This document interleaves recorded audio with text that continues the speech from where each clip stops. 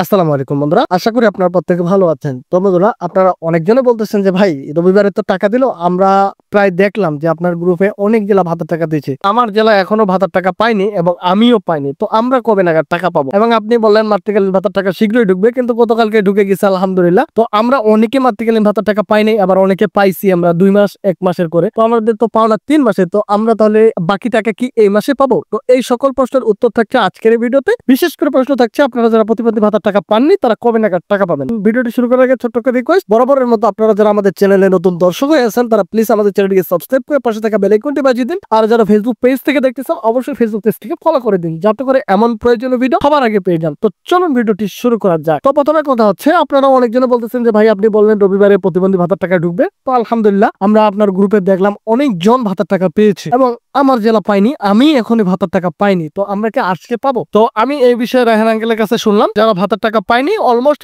কালকের মধ্যেই সবাই ভাতার টাকা পেয়ে যাবেন। তো অপেক্ষা করেন, ইনশাল্লাহ সবাই ভাতার টাকা পেয়ে যাবেন। আর অনেকজনে বলছিলেন যে ভাই আমরা মাতৃকালীন ভাতার টাকা পাইলাম, কেউ পেয়েছে 1 মাস, কেউ পেয়েছে 2 মাস, তো আমাদের পাওনা হচ্ছে 3 মাসের। তো আমরা এই মাসে আমাদের সকল মাতৃকালীন ভাতার টাকা আমাদের বকেয়া সব কি ভাতার টাকা পেয়ে যাব এই মাসে। তো আপনাদেরকে বলি, আপনারা যত মাসেরই পাওনা হন না কেন আপনারা সব টাকাই পাবেন। তো অপেক্ষা করেন, যেহেতু আপনারা 1-2 মাসের করে পাচ্ছেন, তো আমরা আশা করতেছি এই মাসে আপনারা আপনাদের 3 মাসের বকেয়া টাকায় পেয়ে যাবেন। তবে এখানে অনেকজন নিয়মিত ভাতাভোগী হওয়া সত্ত্বেও আপনাদের ভাতার টাকা করে পাবেন না, প্রতিবন্ধী ভাতা কিংবা আপনাদের মাতৃকালীন ভাতার টাকা। আবার অনেকজন বলতেছেন আমরা বয়স্ক ভাতার টাকা পাইনি, বিধবা ভাতার টাকা পাইনি। তো তারা অপেক্ষা করেন, আমরা যখন ভাতার টাকা দেওয়ার শেষ হবে কিছু বলে দিব। তো এখন কথা হচ্ছে, যারা নিয়মিত ভাতা পাচ্ছেন এখনো পাননি কিন্তু প্রতিবন্ধী ভাতা মাতৃকালীন ভাতা, তো তাদের করণীয় হচ্ছে আপনারা অনেকজন ভাতাভোগী হওয়া সত্ত্বেও ভাতার টাকা পাবেন না। যারা নিয়মিত ভাতা পাচ্ছেন এখনো পাননি তাদের অ্যাকাউন্ট গুলোকে আপনারা দেখেন আপনার অ্যাকাউন্টে কোনো সমস্যা আছে কিনা। যেমন আপনাদের অ্যাকাউন্টে ম্যাক্সিমাম সমস্যা হয়ে থাকে সে সাস্টি আবার কেওয়াইসি সাবমিট, এটা হচ্ছে সবচেয়ে বড় সমস্যা। অনেকজনে আবার করেন কি, আপনারা যে সিমে ভাতা পান সেই সিম গুলো খুলে রাখেন। তো তাদেরকে বলবো আপনারা অতি শীঘ্রই সিম গুলোকে অ্যাক্টিভ করেন, অ্যাকাউন্ট গুলোকে চেক দেন। আপনাদের অ্যাকাউন্ট যদি ঠিকঠাক থাকে আমরা আশা করতেছি এই সপ্তাহের মধ্যে অলমোস্ট সবাই ভাতার টাকা পেয়ে যাবেন। বিশেষ করে প্রতিবন্ধী ভাতার টাকা আজকে এবং কালকের মধ্যে ইনশাল্লাহ আপনারা সবাই পেয়ে যাবেন, আমরা আশাবাদী। তো এই ছিল মোটামুটি করে আপনাদের প্রশ্নের উত্তর। তাছাড়াও যদি আপনাদের কোনো প্রশ্ন জানার থাকে অবশ্যই কমেন্টে জানাবেন। তাছাড়া আপনারা চাইলে আমাদের হোয়াটসঅ্যাপে